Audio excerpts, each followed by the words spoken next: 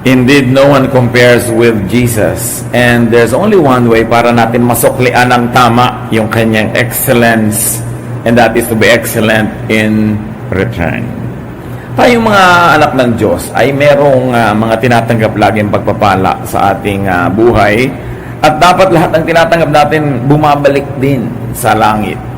Bumabalik din sa nagbigay para merong exchange.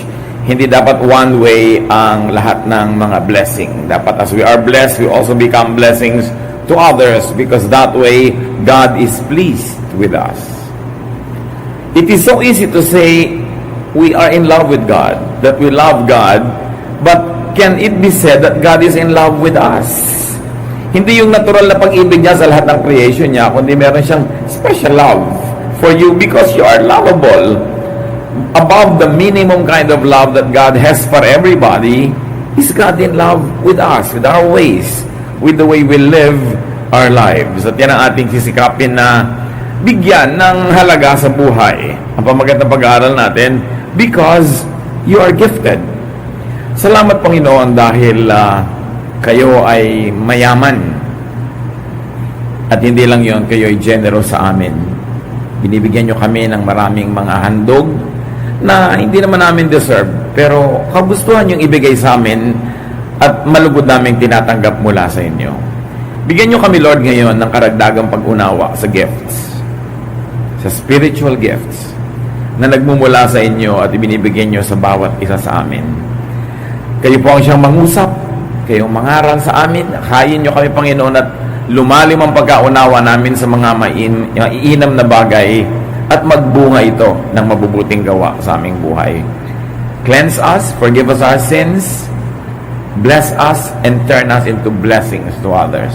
In the name of Jesus, your Son, we pray with thanksgiving, asking you to sharpen our minds so that we can understand, and let our spirits connect with yours so that beyond thought we can understand you. And we ask you, Lord, also to bless our bodies, strengthen us, heal us of our diseases. And now we ask you to give us the power to focus on you alone. We thank you. In the name of our teacher, our healer and friend, the Lord Jesus, your Son. Amen. Each of us is gifted. 1 Peter 4:10, each of you should use whatever gift you have received to serve others as faithful stewards of God's grace in its various forms. That is from the New International Version, and a more free-willing translation is from the Contemporary English Version. Each of you has been blessed with one of God's many wonderful gifts to be used in the service of others. So use your gift well. Maraming mga discussion kung ano-ano yung mga gifts na yan na ibinigay sa atin ng Diyos. Maaaring yan ay talent, maaaring yan ay skill, for a very special spiritual empowerment for us to reach out to people and touch them in the daily course of their lives. Basta't mga bagay na kakaiba, makapangyarihan, special, na ibinigay sa atin ng Diyos para tayo makatulong sa kapwa, gift yun. At lahat daw mayroon. Sabi, each of you. Everyone, therefore, is a calling. Everyone is counted. Kung minsan sobra tayong umaasa sa mga specialists, hindi na pwedeng mag-counseling pagka walang trained counselor, hindi na pwedeng mag-preach pagka hindi trained sa seminary, hindi na pwedeng mag-handle ng mga iba't ibang ministries kung hindi specialista. Pero dapat alam din natin na ang bawat isa may kakayanan. For the sake of organization or speed, or for the sake of being effective, sometimes we rely on specialists, but that should not always be the case. Sabi ng binasa natin, each of you has been blessed. So calling is a blessing. Calling is accompanied by a blessing. Hindi natin dapat tingnan yung giftedness natin as a burden. Kaya mga iba, ito mayaman. Hindi ako mayaman. Sa takot na laging sigurong mahingan o laging siyang tutulong. Ito magaling kumanta. Hindi ako magaling. Sa takot na ma-assign, magkaroon ng mga pananagutan. Pero sabi, blessing yan. Huwag nating mamaliitin ang mga gifts na binibigay sa atin ng Panginoon. Uy, ang galing-galing mo mag-preach. Hindi naman. Pwede mo sabihin, thank you for saying that, but praise God. Thank you for telling me. Sabing, alam mo, ang husay-husay mo mag-counsel. Ay, salamat sa Diyos. Thank you. Praise God. Dahil dapat tayong magpasalamat, blessing yun. And we must never sacrifice the truth for the sake of modesty. Pagkabigay ng Diyos, i-celebrate, kilalanin, iangat, hindi yung tao, kundi yung nagbigay ng gift. Pero huwag nating babaliwalain yung mga kakayanan na ibinibigay sa atin ng Diyos sa parang binabaliwala natin yung nagbigay. Each of you has been blessed with one of God's many wonderful gifts. So everyone has at least one gift. Loosely, let us use the word gift for kakayanan, talent, skill, specialty. Gusto niyo mo mas maging spiritual, anointing, na pagka yun ang ginagawa mo, ang mga tao nabe-bless talaga. Lahat daw meron. Alam niyo na po ba kung anong gift niyo? Walang zero. Kaya walang excuse ang sino man na hindi mag-participate. At ano daw yan? Each of you has been blessed with one of God's many wonderful gifts. So the gift is God's. It comes from God. It belongs to God. Kaya kung ano man yung gift natin na yun, pahiram yun ng Diyos, inihabilin, ipinagkatiwala, dapat gamitin kung ang sangayon sa kanyang kalooban. Kung ano ba ang gusto ng Diyos na paggamit doon sa kanyang gift na yun. Each of you has been blessed with one of God's many wonderful gifts. So the gifts are many, varied, rich, and complete. And they are wonderful. The gifts are wonderful, awesome, powerful. And 1 Corinthians 12:7 adds a dimension to our understanding of the gifts. The Spirit has given each of us a special way of serving others. From the NIV, now to each one, the manifestation of the Spirit is given for the common good. In other words, sa bawat isang tao, merong ibinigay sa kanya ang Espiritu na makikilala mo yung Espiritu dahil sa kanya. Dahil nasa kanya yung presensya ng Espiritu, at least in one special area of life, of ministry, of service. Sabi, binigyan ang bawat isa for the common good. What does that tell us? Magaling kang mag-counsel para sa kabubuti ng lahat ng members ng community o ng church. Magaling kang kumanta para lahat ng member ng community makantahan mo. Magaling kang magturo para pakinabangan ka at maturuan ng lahat o ang nakararami. Binigyan ka ng husay na mag-preach para yung preaching na yan ay itaas ng mga napapababa ang nararamdaman, ma-encourage yung mga nadi-discourage, tumibay yung mga humihina. Binigyan ka ng gift of giving, mas marami kang pera kaysa sa iba para yung mga sobra sa pangangailangan, mga mapakinabangan ng iba. Binigyan ka ng gift of time. Ang dami mong oras sa mundo. Yung iba hindi masyado, very preoccupied, maraming humihingi ng time nila. Ikaw mas maraming free time to give to people. That is for the common good. So, ang isang church, mga kapatid, kumpleto yan ng gifts. Pagka ang church, binuo ni Lord, yung mga member na inilalagay niya doon, meron siyang ibinigay na gifts na special, useful, for the benefit of everybody. That's why everybody becomes important. So, pag absent ka, nadadaya kaming lahat. Pagka may gift ka, hindi mo sinusurrender sa church, nadadaya kaming lahat. Inililihim-lihim mo na husay-husay mo pala halimbawang mag-design ng mga costume. Meron tayong mga nagko-costume ng mga dancers, mga nag-a-attire ng mga usherettes. Dapat nako-contribute yon for the common good. Napupuri yung church. Uy, ang ganda naman ng mga suit nyo. Kasi merong gifted dito na designer.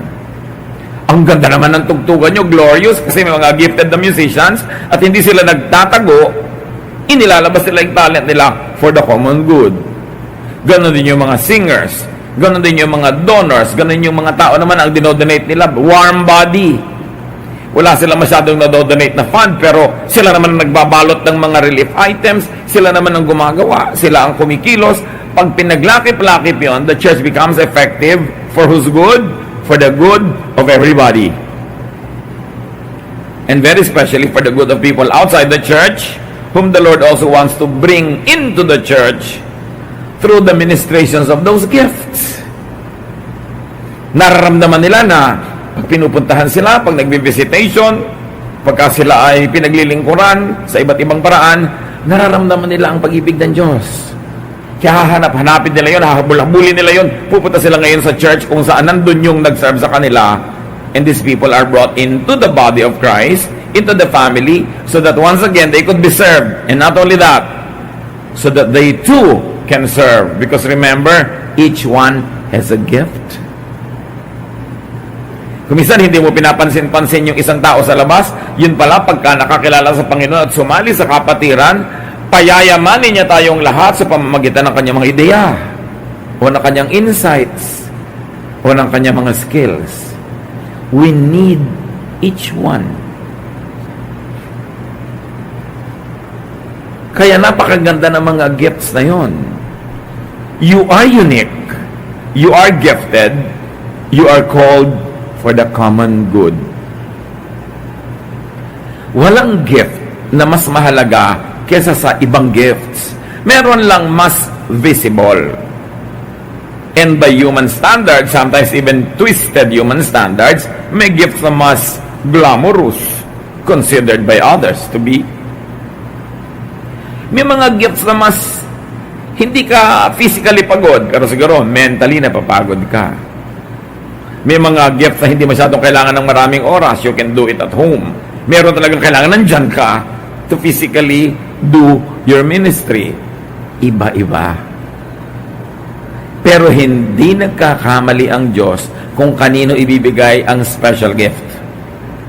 Kaya may pananagutan ka na yung special gift na binibigay ng Panginoon ay maisuko sa kapatiran, pakinabangan ng lahat, at habang ikay pinakikinabangan, ikay na may nakikinabang din. Dahil ang Diyos naman walang ini-assign na maging member ng church na tagabigay lang o tagatanggap lang. Everybody gives and everybody receives. Iba-iba. Sang-ayon sa pangangailangan, sang-ayon sa panahon, from each according to ability, to each according to need. And our abilities keep on improving or changing over time, so are our needs. Kaya kung ikaw ay active sa church, at yun ang gusto ng Panginoon, yung gifts ng iba laging nami-minister sa iyo, at yung gift mo nami-minister sa iba, there is a healthy exchange. Don't mistake church attendance for church membership, for membership in the family, because a household member has a household chore to do. Iba yung bisita, iba yung talagang miyembro ng pamilya. Meron kang gawain.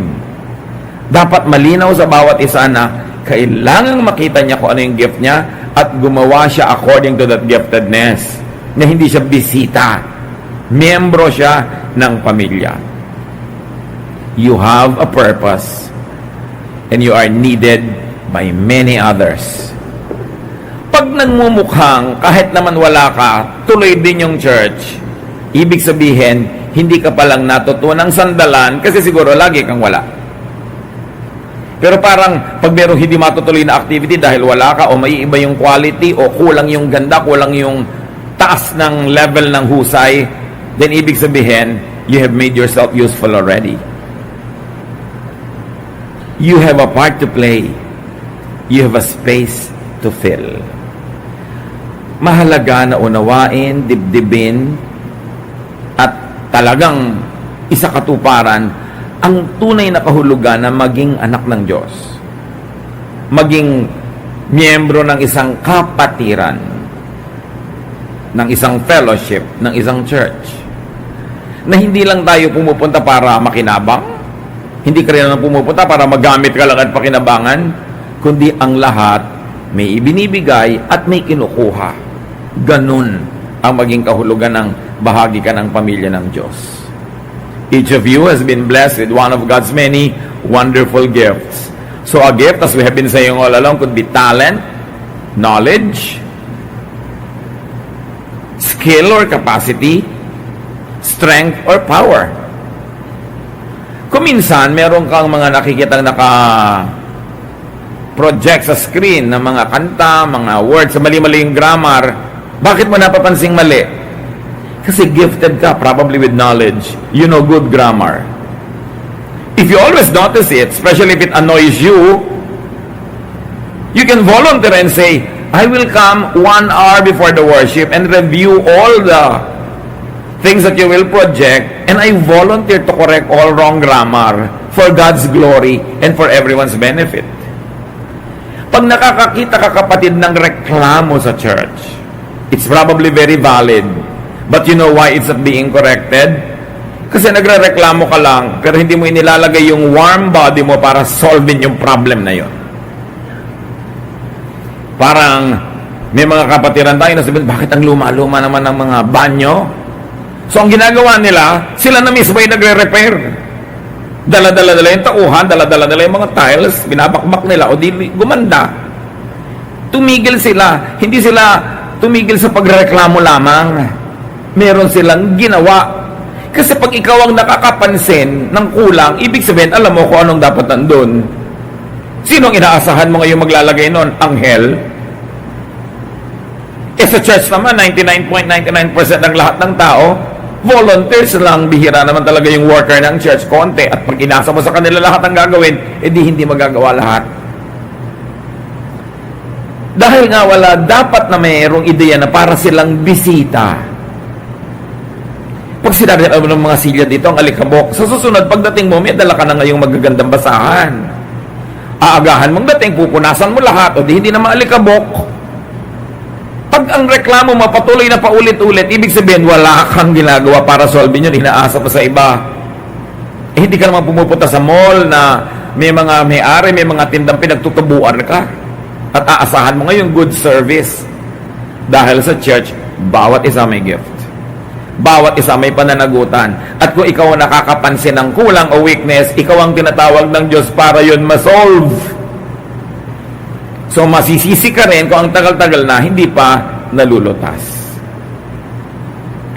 Halimbawa, napapansin mo, para yatang kulang yung mga singer, kulang ng voice, kulang ng ganito. Therefore, alam mo yun, marunong ka ng musika, di ka sumali. Because the church is everybody's work.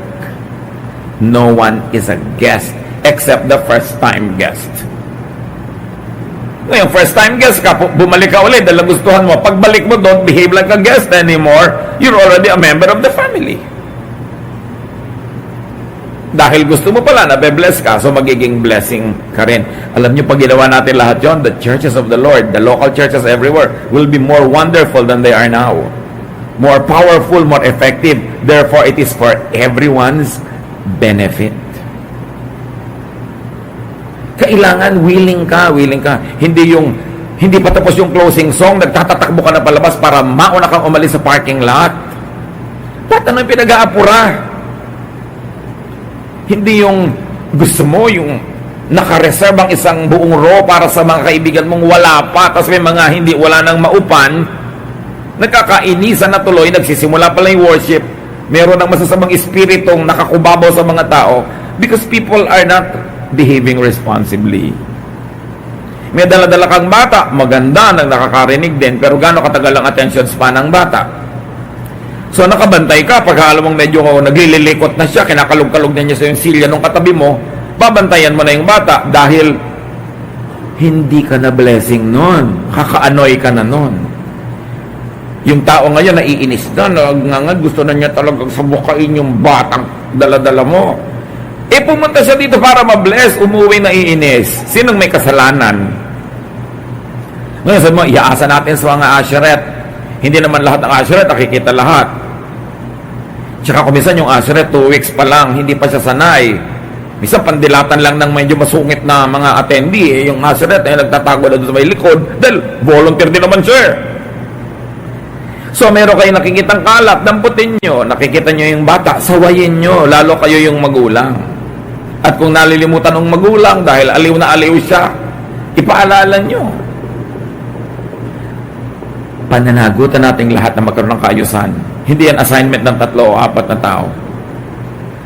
Pag na-realize natin that the Lord is the head of the church and the body is His body and all of us are parts, we should all function so that it works well. So there's that power to help, to uplift others for the well-being of the community. Pag pupunta pa lang tayo sa church, handa na natin yung loob, I will contribute to the well-being. Pag may nakita ko na kasi mangot, hindi ko sasabihin, ang suplado naman mga tao dito. Ako na unang ngingiti. Baka nagkaroon siya ng trahedya ngayong maghapon. Baka ang dami niya naging problema. So, imbes na intindihin niya ako, akong uunawa sa kanya. Kasi alam niyo mga kapatid, iba-iba din tayo ng oras ng strength. May panahon, kaya mo naman na ikaw yung giver. Giver ng smile, giver ng attention, giver ng pasensya. Tuwing kaya mo, ikaw ang mag-assume ng role na yon. Para sa konting panahon na hindi mo kaya, alam ng Spirit, a-assignan ka naman niya ng tutulong sa'yo, kasi sa panahon na yon, hindi mo kaya. Ganon din sa pamilya. Bakit nagtatagal yung mga mag-asawa? Kasi pagka alam mong inis na inis yung asawa mo, ikaw naman, medyo kaya mo naman pagpasensyahan, ikaw na yung nagpapasensya, hindi mo na sinasalubong. Kahit pagod ka rin nung maghapon na yon, pero alam mong mas pagod siya, mas giver ka ngayon. Other times, mas kaya niyang siya naman yung umunawa, ikaw nang uunawain niya. Bigayan lang. Panahon. Kasi iba-iba lang tayo ng panganahon ng kahinaan at kalakasan. Remember, meron tayong pananagutan sa isa't isa. Hindi pananagutan ng pastor na ang lahat pasayahin. Hindi pananagutan ng usher na ayusin ang lahat. Kung saan ka naka-assign, dapat ayusin mo yon. Be the soul wherever you are standing or sitting. Kung saan ka inassign ng Diyos na lugar, napalagay ka doon, ikaw ang maging espiritu doon na representative ng Diyos. Diyos ng kaayusan, Diyos ng kalinisan, Diyos ng pag-ibig, Diyos ng pagpapatawad. Ba't ka pa nakalagay doon? Ngayon kung nakalagay ka doon, tapos ikaw yung very demanding, kailangan ikaw yung paglingkuran, ikaw dapat ang sundin, ikaw dapat ang sumaya, hindi ganun ang church membership. Sumali ka sa country club, magbayad ka ng mahal para pag hindi ka pinapasaya ng mga therapist doon, magreklamo ka dahil nagbabayad ka ng membership nagbabayad ka ng ganito, meron ka mga monthly dues, may inaasahan kang ganon. Pero sa church hindi ganon. Kahit ka pa donor,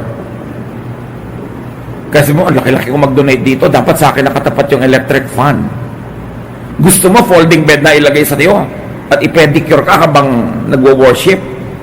Kaya ka nga nakakapagbigay ng malaki. Bakit? Kasi ang laki na nang naibigay sa iyo ng Diyos Recipient ka na bago ka maging giver. Dahil ano maibibigay mo kundi binigay sa iyo. So, kailangan walang yabang. Kaya lang ako nakakapagbigay ng malaki. Kasi binigyan ako ng malaki ng Diyos. So, I do it thankfully. Hindi ako mag-expect ng VIP treatment. Pag dinibdib natin yon, nasasaya yung church. Yung konti na masungit, konting wala sa mood, mapapasaya sila nung iba, mauunawa sila. Hindi, ayaw mo kumibo, hindi na rin kita kikibuin. Hindi ganun yung church. Gigising ka tuwing umaga at kada oras nagde-decide ka, ako ba ang giver ngayon o talagang kailangan ako yung recipient? And most of the time, kaya natin na tayo yung giver. So, meron akong mission. Yung makatabi ko, tutulungan ko. Baka meron akong kasabay naglalakad na nangihina na pala, nahihilo. Baka pwede kong ihatid. Yung palampasin natin, yung ibig sabihin ng church, sa pag-upo at pakikinig, so, wow, ang ganda ng message, sa kakabless, as uwian na, tas walang talab.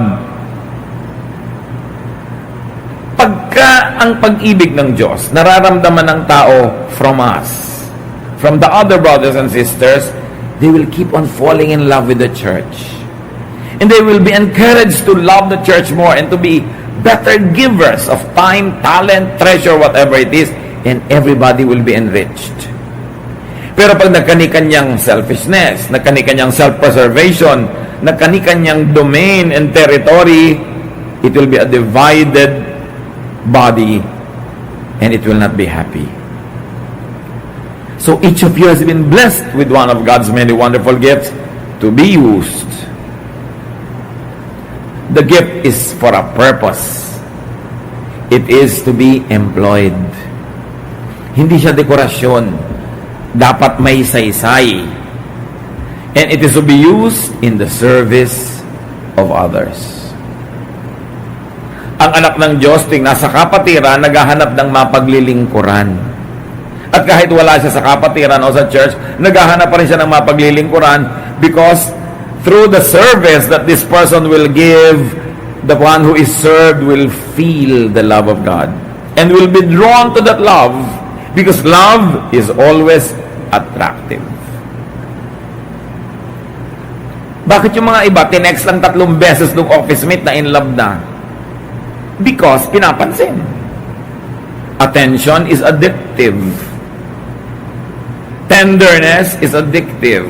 Love is attractive. So dapat ang attraction ng church, beyond its eloquence, beyond its intellect, is its love. Because love is always relevant. And that's what everyone needs. Huwag lang nating isipin, kailangan ko may magmahal sa akin. Ganyan yung mga mag-asawa, kaya nag-aaway. Yung mga magnobyo, nag-aaway. Dahil hindi mo ko minahal, hindi mo ko naalala, hindi mo ko pinagbukas ang pinto, hindi mo ko hinintay. Yung puro ako. Pero kung ikaw ngayon yung giver, you don't notice it, but people fall in love with you. And that's what people should feel about the church. That they love being there because there is love. And love happens when we serve others. The gifts are other-centered, not self-centered. So, sabi, use your gift well. It is an inevitable conclusion. So, use your gift well. It was imperative. Utos. Hindi sinabing, use it you might. Please, sabi, use your gift. And you say, bakit naman inuutos sa akin? Hindi naman sa'yo yan binigay nga sa'yo. At saka alam naman nakakatanggap ka ng gift ng iba tas wala kang binibigay. Nabe-bless ka sa Bible study, nabe-bless ka sa preaching, nabe-bless ka sa singing. O ikaw, paano ka naman magiging blessing? Use your gift. Revelation 20 verse 12. I also saw all the dead people standing in front of that throne. Every one of them was there, no matter who they had once been. Several books were opened, and then the book of life was opened.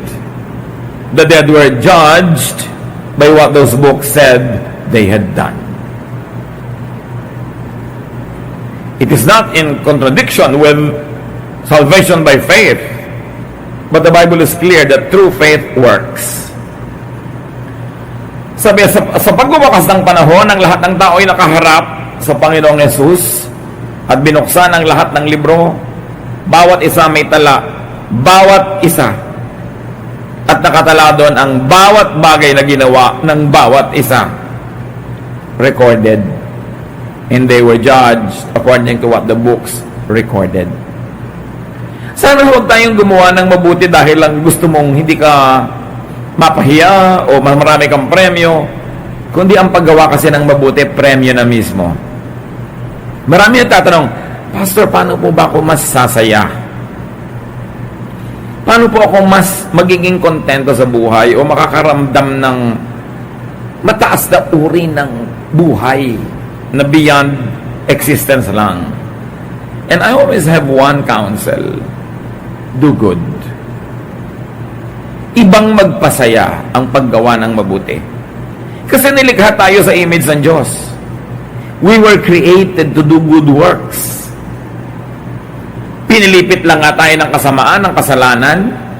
Kaya yung iba gumagawa ng mali, pero kahit pa hindi natin aminin, laging merong guilt pag gumagawa tayo ng hindi maganda. Pag may dapat ka ibigay sa kapwa na kaya mo nang ibigay tapos hindi mo binigay, may lungkot ka. Meron kang nararamdaman ako lang sa buhay. Pag wala kang saysay, hindi ka pinapakinabangan ng iba, wala kang nagagawang mabuti, meron kang hindi mahanap-hanap na kaligayahan na hindi mo malaman kung saan nahanapin, pero natatagpuan lang pala yon sa paglilingkod sa kapwa, sa paggawa ng mabuti. Sa palagay nyo yung iba, bakit nagpapakahirap sa paggawa ng mabuti? Yung pera nila, sa halip na pangkanila na lang, sinishare pa sa iba. Bakit sa halip na tahimik sila kontento sa bahay nila, nagpupunta sa mga disaster area para tumulong doon? Bakit kailangang mag-volunteer? Bakit kailangang mapagod? Kasi may nararamdaman din na saya, na ligaya. Ibang uri ng reward ang nararamdaman. At yun lang gumagawa ng mabuti ang nakakadama nun. Kaya hindi kayo nagtataka, paulit-ulit sila nang sila yung gumagawa ng mabuti. Kaya dapat buksan natin yung ating isip, yung ating experience, na maranasan yun, kundi pa natin nararanasan. Hindi tayo nilikha para lang maging consumers, para lang laging lamang o manalo. Napakarami ring kaligayahan sa pagpaparaya, sa pagbibigay daan o luwag sa ating kapwa. Kasi, na-deprive man yung body mo, pero yung spirito mo napayaman. Wala namang kwenta yung pagod ng katawan. Itulog mo lang yan, tapos na. Pero yung pagod ng loob, yung hirap ng loob, na pabiling-biling ka, hindi mo maitulog-tulog, hindi mo malaman kung lulusong ka o ahon, lilipad o lalangoy para maghanap ng hindi mo malaman kung ano. Isa lang yung hinahanap natin doon, kabuluhan, meaning in our existence, which is best found when we move and serve others according to how we were gifted by God. Because if you are not in your right place, doing the thing you were called for by God, you will definitely be in the wrong place.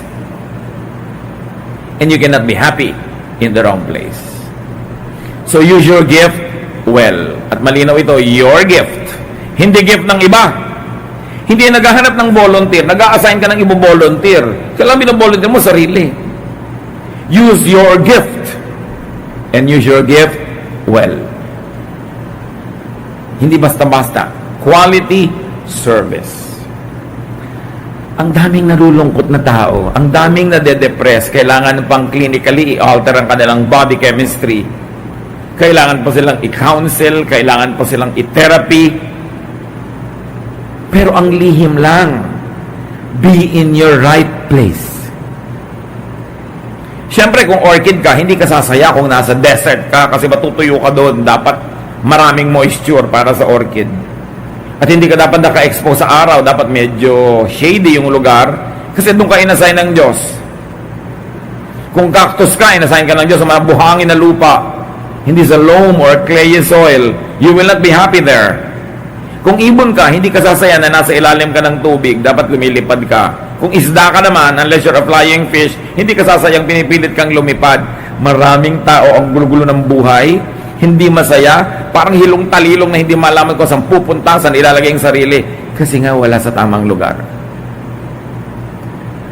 Paano po ako malalagay sa tamang lugar?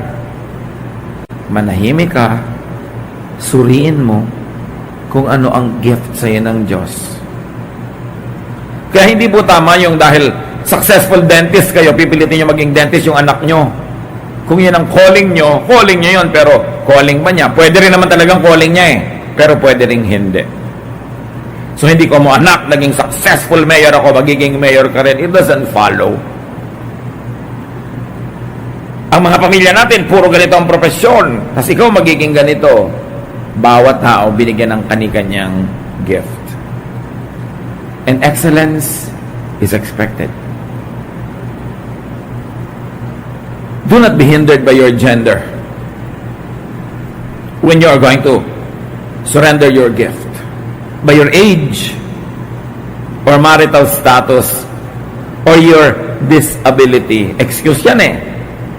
Or even your relationships. Being a daughter, a sister, a husband, a wife, a mother, a brother.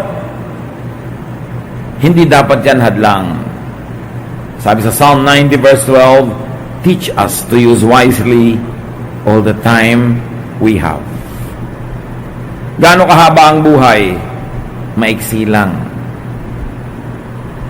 Pero sabi nga ng iba, life can be short and you live only once. But if you live it well, one lifetime should be enough. Dapat kasya na. Pag tinatawag ka na ng Panginoon para sa makabilang buhay, hindi ka na humihingi ng tawad o extension dahil, kasya na. Nagawa ko na ang dapat gawin. Naibigay ko na ang dapat ibigay. Natanggap ko na ang dapat tanggapin. Lumagay ako sa aking lugar. Naging blessing ako sa iba. Na-bless ako ng iba. Tatawagin na ako ni Lord. O di pwede na. Kailangan lang you live it well. Identify the gifts God gave you. Ano po ba, pastor, ang gift na binigay sa akin? Paano ko malalaman? Usually, that which you love doing. You begin with your love because God is love. What do you love to do? Kung hindi mo love gawin yon, malamang hindi yun ang calling mo. Or hindi ngayon, baka next week, maiiba ka na, mag-develop ka, malove mo na, pero baka hindi pa ngayon. Pero usually, it is the what you love doing. So, madali na yan. What do you love doing? Pero meron pa. People love and appreciate when you do it. So, masaya kang ginagawa mo yon, pero hindi lang ikaw masaya, masaya din yung iba na ginagawa mo yon. Halimbawa, preacher ka, masaya ka mag-preach, pero dapat yung pre-preachan mo, masaya din. Hindi ikaw lang ang masaya. Singer ka, gusto mong kumanta, ang saya-saya mo, pero lahat naman ng tao, sumakit ang mga tenga, hindi mo gift yun, kasi ikaw lang yung masaya, yung iba hindi. Dapat habang ginagawa mo yon, likas na likas sa'yo, bumubukal, masaya ka, at yung ginagawan mo, masaya din. And there's also one more standard. People become better when you minister your gift. Yung magkagalit na pagkakasundo mo, ang galing mong peacemaker, gift mo yan. Pero pag napapasin mo, yung mga magkakagalit, yung sasali ka lalong gumugulo, hindi siguro yun ang gift mo. So, merong nalilito pagka ipinanalangin mo, hindi man lumiliwanag lahat, pero nagkakaroon siya ng contentment and peace, may gift ka of praying for people. So, gusto mong gawin? Gusto ng iba na ginagawa mo at maganda ang bunga para sa kanila at para rin sa'yo. Ito yung ginagawa mo yon. Ano man ang gift mo, kapatid, develop and use your gifts. Tungkulin mo yun sa sarili mo nang may mailista naman doon sa libro na pag binuksan, may laman. Ikaw lang ang pwede maglagay doon, hindi ang iba. This is the way to find more meaning and to be more meaningful now. Kung mayroong hanggang ngayon hanap pa rin ang hanap ng kanyang kalulugaran sa buhay, consider ministering your gifts to people. Hindi yung mag-aaral ka ng isang course dahil yun ang usong course. Kaya ang dami nag-aaral na ng nursing, nung gumraduate sila, ang dami na palang nurses, hindi ngayon makahanap ng work kasi ang sinunod yung uso. Nag-aaral ng culinary arts kasi uso, pag-graduate niya, lahat na chef, so wala siyang ilagyan. Lalong-lalo kung ayaw niya yung course na yun, pero yun ang pinag-aaralan niya dahil uso, hindi ang buong buhay mo parusa. Pag meron kang gagawing profesyon, tapos hindi mo gusto, pero dahil lang malaki ang kita, o dahil lang yun ang uso, dito yung magtatrabaho ka, halos mainis ka sa sarili mo. At mapaparusahan ang iyong buhay. So, to find more meaning and to be more meaningful, be in your right place. Develop and use your gifts to gather for yourself treasure in heaven. Either that heaven is the place where the dead go, or that heaven is in your heart.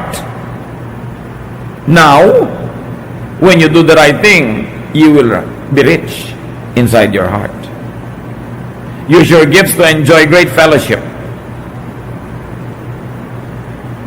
May mga nagtatanong pa sa akin, Pastor, paano po ako makakakita ng responsableng partner in life? Ang isa sa mga sinasabi ko, mag-socialize ka sa mga activities na mga responsible people ang sumasali. O kaya meron kang free time, mag-volunteer ka halimbawa sa pagtuturo sa mga piping bata. Ang makakasalamuha mo doon, meron din ganung heart. Pero wala kang magawa, nakakalat ka sa mall, di ang makikita mo din doon, yung mga nakakalat din doon, pareho kayong kalat. Gusto mong maging makabuluhan, magbo-volunteer kang tumulong halimbawa sa mga may leprosy, sa Tala Leprosarium. Ang makakasama mo doon na kapwa mo volunteer, meron din ganong heart. Saan mo inilalagay ang katawan mo? Saan mo ikinakalat ang iyong sarili? Kasi yung mga makakasalamuha mo doon, birds of a feather flock together. Gusto mo magkaroon ng matitinong kaibigan, responsable, makabayan, komunista, o kaya pasista, makakaliwa, makakanan, depende kung saan mo dinadala yung katawan mo. So naghahanap ka, saan ako lalagay? Anong mga association ang sasalihan ko? Saang church ako magiging active? Anong mga club ang pwede kong salihan? Anong mga pwedeng volunteer work na gawin ko sa sarili ko? Anong extra courses ang pwede kong gawin? Mag-aaral ba ako ng cooking o painting o ikebana? Anong gagawin ko sa buhay ko? Pero kailangan isipin ko kung saan ako dapat nandun, yung bagay sa akin. Hindi yung mga ibang estudyante nag-enroll sa isang kurso dahil lang maiksi ang pila nung registration. Pinadali mo yung pila pero yung buhay mo humirap dahil napapila ka sa submarine engineering. Diba? Hindi mo naman buhay yun. Kung minsan sa kagustuhan nating mapadali ngayon, ang mahirap yung kasunod. Pero pag willing kang hirapan ngayon sa tamang paraan, papadali ng papadali dahil yung foundation mo tama. Develop your gifts. Use your gifts to enjoy your time, your talent, your treasure. Ang isa sa mga pinakamasasarap na karanasan sa buhay, meron kang makasama o maligiran ka ng mga taong sang-ayon sa'yo. So, makihalubilo ka sa mga kasang-ayon mo. Kasi ang daming tao, merong 1, 2, 3, 4, 5 hanggang 10. Ito ka pala, ba't ka babarkada sa 8? Di hirap na hirap ka lagi maghabol. Pwede ka magbarkada sa 3 o 4 para medyo ka maangat, pero yung 7 ang layo. Tsaka mapapagod naman siya, 2 ka lang, 7 siya. Di buhat-buhat ka niya. Pareho kayong pagod. So, sabi na matatanda, lumagay ka sa lugar. Yung tama para sa'yo. Hindi ka naman mayaman, babarkada ka sa mga mayayaman, pagod na pagod ang magulang mo na magsustento sa mga hirap na hirap kayong ma-afford. Na yung mga kabarkada mo, easily they can afford because likas silang mayaman eh. Kaya kung minsan, mahirap din yung ang anak mo, i-enroll mo sa isang napakamahal na school. Na pagka nagtipid kayo ng ulam, nagtipid kayo ng kuryente, nagtipid kayo ng ilaw, nagtipid kayo ng damit, nagtipid kayo ng pasyal, ma-afford mo siyang ibili ng ibayad ng matrikula. Pero talagang halos mamatay na kayo para lang ma-afford yon. Yung mga ka-eskwela niya, likas na likas lang, kayang-kaya nilang gawin. So sa palagay niyo, sinong hirap makibagay at makisama sa ganon? Ano bang iibigin mo? Pinakamalaki ang bahay mo sa Barangay 24? O pinakamaliit sa Camellia? Pinakamalaki ang bahay mo sa Camellia Homes o pinakamaliit sa BF? Sa kabalalagay, yung naghahabol ka, hirap na hirap ka, o yung medyo kampante ka na, relax ka, kasi yun naman ang likas mo eh. Bakit mo pipilitin yung hindi mo kaya? May mga ganyan kumisang mga wives na napaka-hambog. Gusto yung mga anak na sa mga exclusive school. Pagod na yung asawa. Nag-smuggler na, nag-drug pusher na, naglahat-lahat na. Hindi ma-afford. Pero gusto itong babae, nagyayabang siya. Pagka nandun ang mga ka-eskwela niya dati o mga kaibigan niya, pinsan niya, mga anak niya din nasa exclusive school. Pero halos wala na silang kainin. Pag mapapahirapan ang buhay mo, isda ka, dito sa tubig ka. Lumalagay ka sa lugar. And when you develop and use your gifts according to how God has called you, you please God. Siya kasi nag-assign eh. Alam niya kung anong tama. Alam niya kung saan tayo ilagay. Hindi ibig sabihin, huwag na tayong magka-ambisyon. Pero ano ba yung ambisyon at yung walang ambisyon? Yung ambisyon, yung mahirap abutin, pero pag inaabot mo naman, nakakaya mo rin. Pero hindi yung mamatay ka na halos at lahat ng tumutulong sa'yo, hindi na yun ang ambisyon. Ilusyon na ang tawag doon. Yung medyo titiyad ka ng konti, mahirapan ka, pero nagagawa mo, yun ang inaambisyon. Pero yung unreachable, within your context, that is an illusion, not an ambition. Mahirap yung nakikipaghabulan ka sa kayang-kayang tumakbo. Nakikipagpaligsahan ka dun sa likas na kaya nila, pero ikaw hirap na hirap sumabay. Why live that way? So kailangan meron tayong ginagawa, at sa ginagawa natin may nakikinabang, at pagharap natin sa Diyos meron tayong maipakita. Ano yon? Anong accomplishments? Anong tunay na accomplishments? Hindi yung ang dami mong award, hindi ikaw yung pinakamayaman o pinakaganito. Ang tunay na accomplishment dadali mo sa Panginoon, mga buhay ng kapatiran na nag-improve dahil ginamitan mo ng gift mo. Mga madidilim na isip na nagliwanag, naguguluhan na umayos, nahihirapan na natulungan, gusto nang bumigay pero dahil sa iyo lumaban pa at nakaya pa, yan ang ipepresenta mo sa Panginoon, accomplishment. Not awards that the world gives, not the wealth that the world salutes to, but lives that have become better because you ministered your gifts to them. That is the great accomplishment. And God will be very pleased because each of those lives are persons God loves.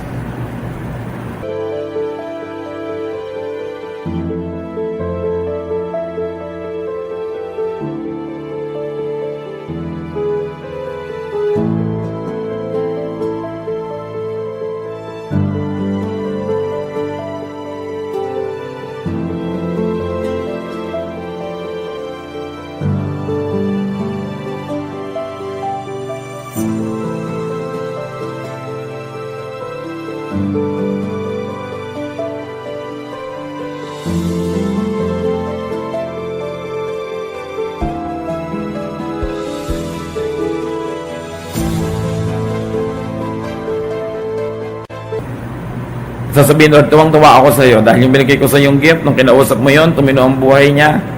Yung extra money binigay ko sa iyo, nung tinulungan mo isang batang hindi maka-enroll, naka-enroll. Nakakatuwa ka. I'm in love with you. May God fall in love with you. As a matter of basic love, God loves everybody. Pero hindi naman siguro pantay-pantay yung love na yon. Meron talaga siyang naiibigan. Kung meron kayong gustong mag-in love sa inyo, make God fall in love with you. That's the best. And everything else will follow. Knowing that there is a record, and God will open the records. Matthew 25:23. His master replied, "Well done, good and faithful servant. You have been faithful with a few things. I will put you in charge of many things. Come and share your master's happiness." Paano nyo malalaman na natutuwa ang Diyos sa inyo, mga kapatid? Paano? Dumadami yung blessing. Kasi pag natutuwa siya, dinadagdagan niya. Sabi niya, alam mo, tuwa ako sa iyo. Ang ganda-ganda mong kumanta, tapos ipinaglilingkod mo yung boses mo, papagandahin ko pa. Mas gaganda pa yung range, yung timbre. O ikaw, binebless kita ng kayamanan, tuwang-tuwa ako sa iyong charitable work, tuwang-tuwa ako sa kabutihan mo, dadagdagan ko pa yung kayamanan mo. Kasi pag gusto ng Diyos dagdagan, walang makakapigil. Pag ayaw niya, walang makakapilit. So tingnan mo lang, nadadagdagan ba yung, umaasenso ba ang buhay ko? Umaasenso ba ang talent ko? Nag-i-improve ba ang aking skill? Dumadami ba ang aking resources? Doon pa lang malalaman mo na kung natutuwa sa iyong Diyos. Hindi yung kung sino-sino sisisihin mo. Pag gusto ka ni Lord i-bless, walang makakapigil. Pag ayaw, walang makakapilit. So, ang Diyos ang kausapin mo. Because you are gifted, be a gift where you are at the moment. Life is not made up of great and heroic sacrifices in the distant future. It is made up of little good things that you do where you are at the moment. Eto ako ngayon, etong kakayahan ko, may nakikita kong need, pagtutugmain ko yon, yun ang greatness. Hindi tayo lahat magkaka-chance mabaril sa luneta. Ibigin nyo man, pero siguro ayaw nyo. Hindi tayo lahat mamumuno ng mga himagsikan o magiging presidente. Hindi tayo lahat magiging senador dahil ganito, dahil ganyan. Hindi lahat magiging ganon. Pero lahat may kakayahan na maging dakila. Kung gagawa ka ng mumunting mga dakilang bagay, kung saan ka naroon sa oras na yon, yun ang mahalaga. At nagmamasid ang Panginoon. Huwag tayo mag-aksaya ng chance. Every day, life is full of heroism. Every place, every moment, there is a need for you. The only question is, will you rise up and say, I am here, O God, send me. Use me as a blessing now. Dear Lord, nagpapasalamat kami sa inyo dahil binibigyan nyo kami ng halaga. Pwede naman kayo magpaandar ng lahat ng bagay automatically, pero bakit kailangan pa kaming sumali? Because you want us to feel good about ourselves. Because you want us to feel needed, and you want us to need other people, so we will value them also. Open our eyes, our minds to this truth, that we are not alone, we are not individuals, we are parts of one great body, and your Son Jesus is the head of that body. Turuan mo kaming suriin ang mga binigay mo sa aming kakayanan at maging matapat kami sa pagkakaloob nun sa iba. At maging makumbaba kami, Lord, na tumanggap din ng mga kaloob galing sa iba. Because you have created us to need one another and to answer the needs of one another. Pagbulay-bulayan natin, mga kapatid,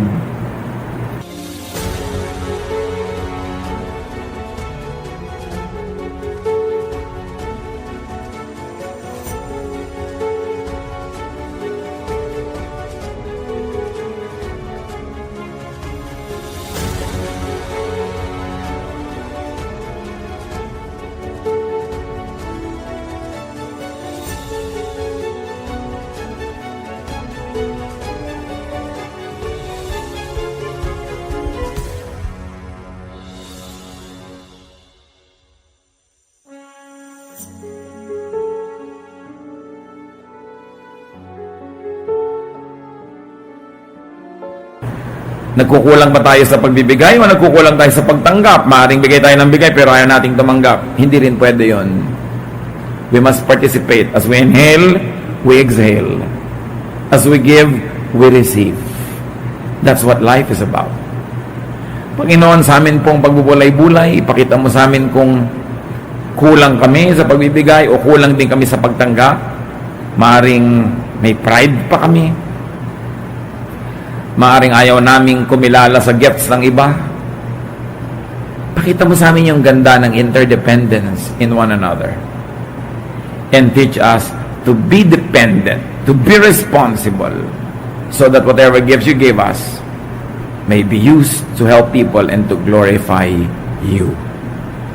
Ipakita nyo rin malinaw sa amin na mga calling at mga gifts namin na maaring all throughout our lives ay iisa o nag-iiba-iba pagdating ng panahon. Teach us. Let your Spirit minister to us. Patuloy tayong manalangin ng tahimik at dinggin ang mga